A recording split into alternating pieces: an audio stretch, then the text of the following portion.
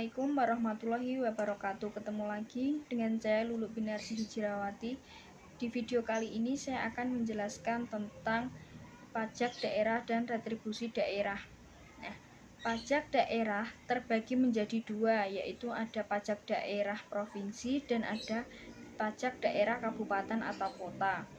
Nah, pajak daerah itu apa sih? Pajak daerah merupakan kontribusi wajib pajak kepada daerah yang terutang oleh orang pribadi atau badan yang bersifat memaksa berdasarkan undang-undang dengan tidak mendapat imbalan secara langsung dan digunakan untuk keperluan bagi sebesar-besarnya kemakmuran rakyat. Berarti saat kita membayar pajak ada timbal baliknya, namun tidak secara langsung dengan banyak hal yang intinya untuk kemakmuran rakyat. Nah, apa saja pajak-pajak yang ada pada pajak provinsi? Yang pertama ada pajak kendaraan bermotor. Dalam pajak provinsi ini subjek pajaknya orang pribadi atau badan yang memiliki dan atau menguasai kendaraan bermotor. Dan jika kita punya kendaraan bermotor, berarti kita wajib membayar pajak. Ada pajak tahunan dan ada pajak 5 tahunan. Tarif kendaraan bermotor itu untuk kepemilikan kendaraan bermotor pertama maka paling rendah sebesar 1% dan paling tinggi sebesar 2%. Lalu jika kita punya motor yang kedua atas nama kita juga, berarti kita kena pajak progresif paling rendah 2% dan paling tinggi 10%. Jika angkutan umum, ambulans, pemadam kebakaran, dan lain-lain itu juga sama akan kena pajak. Paling rendah 0,5% dan paling tinggi 1%. Kenapa lebih kecil dari kendaraan bermotor? Ya karena untuk kebermanfaatan masyarakat. Lalu ada kendaraan bermotor alat-alat berat dan alat-alat besar ditetapkan paling rendah sebesar 0,1% dan paling tinggi sebesar 0,2%. Nah, yang kedua ada juga pajak bahan bakar, yang artinya pajak bahan bakar bermotor yang disediakan atau dianggap digunakan untuk kendaraan bermotor, termasuk bahan bakar yang digunakan untuk kendaraan di air. Sumber pajaknya konsumen bahan bakar kendaraan bermotor. Tarifnya paling tinggi sebesar 10%, ditetapkan dengan peraturan daerah. Nah, yang ketiga ada juga yang namanya pajak rokok, yang sudah pasti ini pajaknya paling besar. Nah, pajak rokok ini untuk konsumsi rokok yang meliputi ada serutu, rokok daun, ada sigaret, dan masih banyak lagi bentuknya.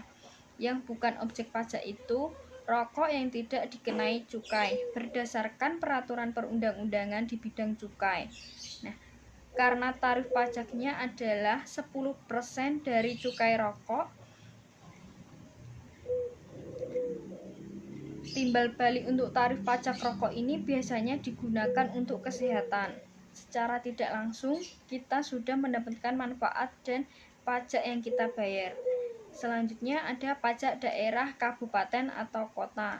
Di pajak kota ini ada yang namanya pajak hotel, yang berarti pelayanan yang disediakan hotel dengan pembayaran termasuk jasa penunjang dan sebagai kelengkapan hotel yang sifatnya ini memberi kemudahan dan kenyamanan.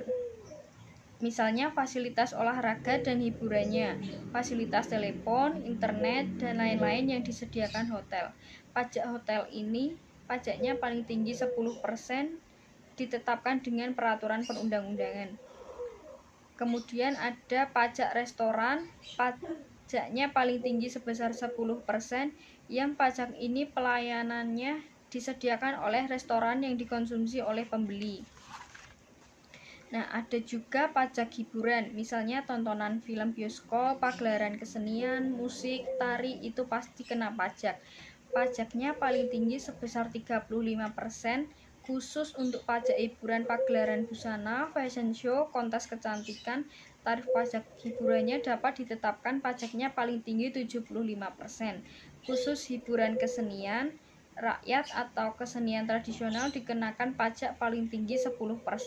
Jadi pajak hiburan lebih tinggi dari pajak-pajak lainnya.